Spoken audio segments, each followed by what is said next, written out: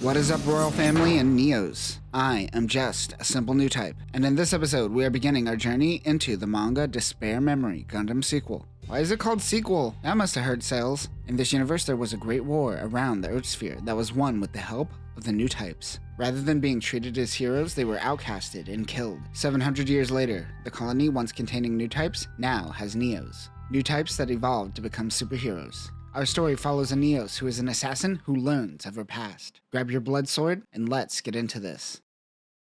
The last Gundam ever is being strung up like Lilith and is about to be dipped like a Terminator. An officer is getting rid of all the Gundams. Some think they are harbingers of peace, but for him, the Gundam becomes humanity's greatest enemy. He believes getting rid of them will bring forth a new era of peace. 20 years later in the city of Gun Dorado, a king named Musabihan and his queen watch as they burn a person who they insinuate killed many people. But as they burn the woman's body, she survives the flames and breaks from her shackles. She kills the guards and goes after the king. This is Kaoris. The king calls her Neos. He says that he is doing a favor for someone who hates him and kills the king. It turns out it was the queen who hired Neos. She was forced to be the queen against her will and has been plotting for some time. The soot disappears, revealing the true form of Kaoris. She grabs the queen's head. The king apparently hired her to assassinate the queen if he were to ever be assassinated himself. Funny how that all works out. Kaoris proceeds to burn the queen. A man on a motorcycle named Craze comes in to get her out of there. She visits a back alley doctor named Kairi Sanaetsu.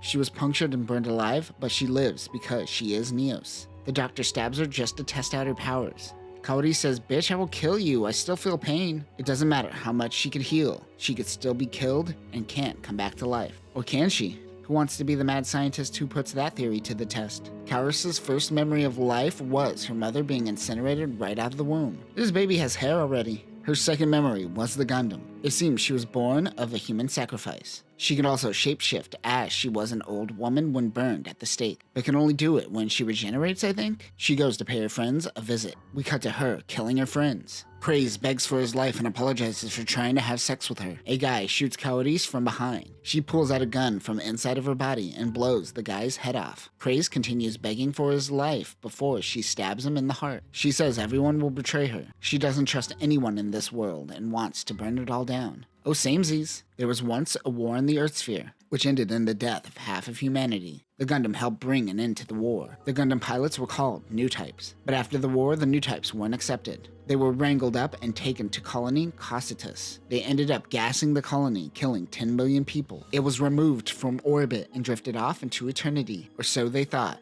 In the present day, whenever that is, a shuttle in the Jupiter sphere has found the ghost colony that was abandoned 700 years ago. One passenger is worried. We flash back to 2 years ago. This group is destined to be exiled, but they are given a second chance. They are to head into the colony to locate a distress beacon going off from within. It is probably just a malfunction, but one thinks it is aliens. The colony is slowly drifting back towards the Earth sphere and is projected to make contact in 3 years. They don't know the real reason why the colony was adrift in the first place. The young man is Masamune Yoshitoki, a former biologist. Nati Kuramati and Alfred Ooba claims they were wrongfully accused. Domingo Rehash is a former journalist and claims the colony is hell. Domingo Rehash sounds like a sidekick on a former Nickelodeon game show from the 90s. These are just urban legends. They all wonder why them. None of them have experience in space. He doesn't answer their question. They simply have to accept this mission or spend the rest of their lives in prison. We cut back to the present. They enter the colony. Domingo tells them he knows this is a cover-up and they once killed all the Newtypes.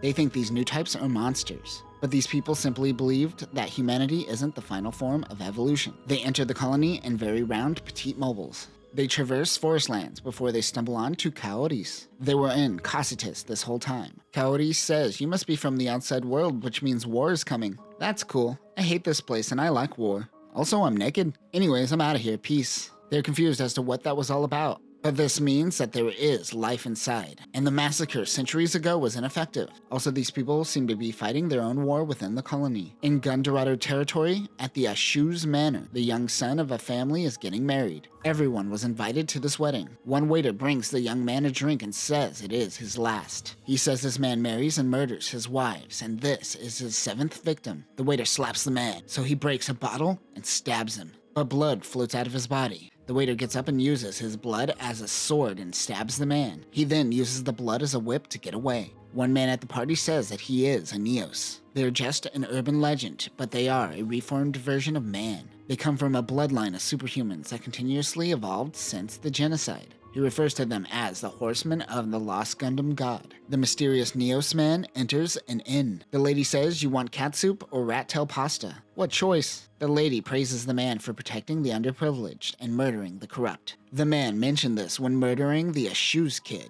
but he can smell lies. He knows this woman is lying to him, but these are white lies that don't seem to bother him. As he drinks, he gets a crick in his back. The girl helps him with his back pains, when he completely forgets who he is. He says his name is Duran. Meanwhile, Kairi hires Kaoris to assassinate Duran, also known as Duran of Pi. He has a 100% success rate when it comes to his hits, so this will be a tough one for Kaoris. Kairi knows that he has some sort of memory loss. She also casually says, "Oh yeah, by the way, Duran is your father." Duran is eating when Kaoris approaches him. She says that she is here to kill him. Duran says that is funny, she too is on his kill list. He calls himself Duran of Pi because the irrational number is limitless. And that has to be the lamest evil villain shtick I've seen in a while. She looks him in the eyes. Kaoris then flashes back to her conversation with Kairi. She tells Kaoris that her father was a military officer when the colony was still at war. There was a fire and he lost his pregnant wife, which lines up with Kaoris' memories. He has been doing hit jobs for the royal family, but they eventually cast Duran aside. In the prison, his watch goes off and tells her to follow him.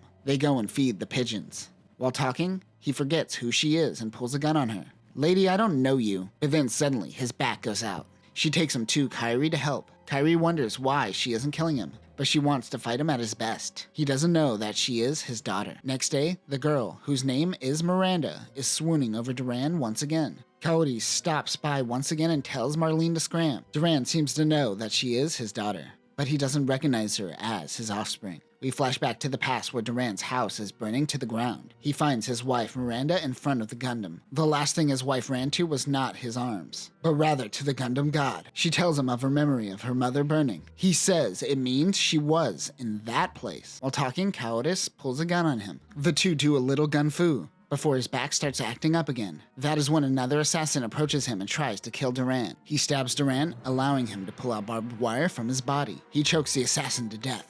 Kaoris realizes that he too can pull weapons from his body. They are both Neos. They run to Marlene's inn to get help. Kaoris wonders why he heals so slowly compared to her. That means that she must have inherited his wife's powers. She was a more powerful Neos than he was. Duran says if his daughter were born, she would have been named Josephia. Kaoris says that's a lame name, bro. He goes into the past about how someone burned their family to the ground. But Kaoris stops her. She doesn't want to know, and it is best if their relationship remains as assassin rivals. Duran mentions this is the first woman he met that doesn't smell like lies. They get excited for killing one another.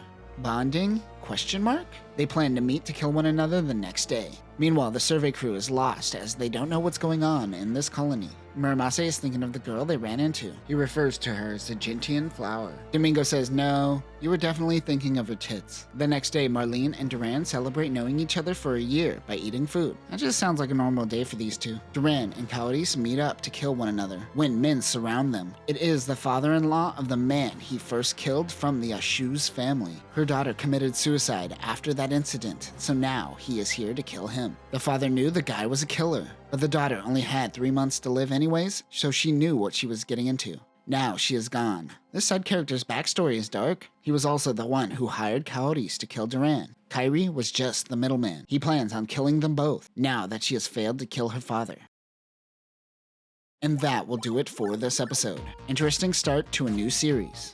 It seems that somewhere along the line, Newtypes actually did evolve superpowers. However, we are still left in the dark about what has been happening in the colony for the past 700 years. Next time, we will be introduced to more Neos in this world. A religious fundamentalist heals the wounds of their people, and we are finally introduced to the Gundams. But that will do it for now, Newtypes. Remember, stretch your neck so you don't get back issues like Duran. Peace.